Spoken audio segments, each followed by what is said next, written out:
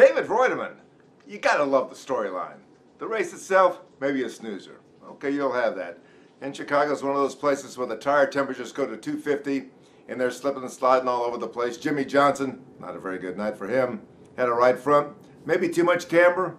That's what Larry Mack said. Larry Mack ought to know about right front camber. Tire went kaput. He went skidding through the grass and trying to chop off. Who was he trying to chop off? Now, I've forgotten who he was trying to chop off. I think it was Martin Truex Jr. Mistake. Took Jimmie out of the picture. Bad night for the stars. KHarvick, a no-show.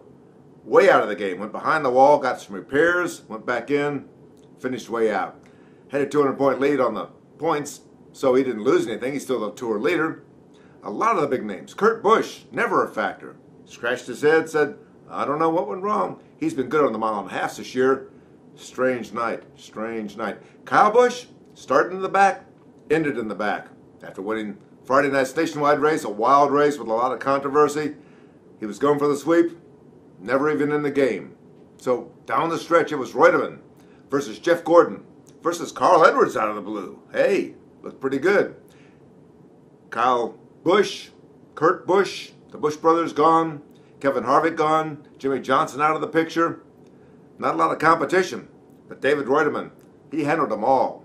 When you beat Jeff Gordon and you beat Carl Edwards head-to-head down the stretch, and it was a solid win, you've done a nice work. David Reutimann looked strong. Carl Edwards was coming. He's had a bad spring, bad summer, had some stuff going his way this time. But his teammate, Greg Biffle, had probably the best Ford in the field, blew up.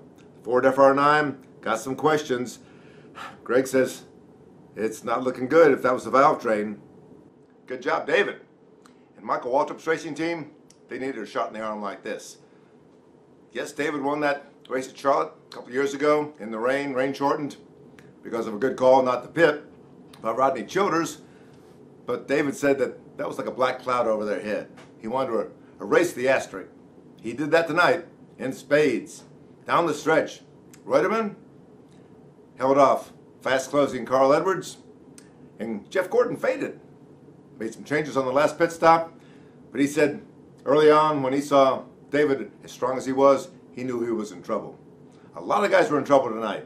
I don't know if it's the vacation period coming up, the last break before the end of the season, before the season's ending stretch. A lot of races to go between now and November, but they got a week off. Some guys are going to Europe. Some guys are going to Charlotte to run in the Legends Million. Some guys are just going to take some time off and mow the grass. Not sure exactly what David Reutimann's going to do, but he's probably going to be celebrating tonight. David Reutimann winning Chicagoland Speedway. David Reutimann looking strong. Good job, Dave. Mike Mullen from MikeMullen.net. Oh, and what was going on between Mark Martin and Juan Pablo Montoya at the end of the race? Juan Pablo was telling Mark Martin, you need to learn how to drive a race car. And Mark took that in stride.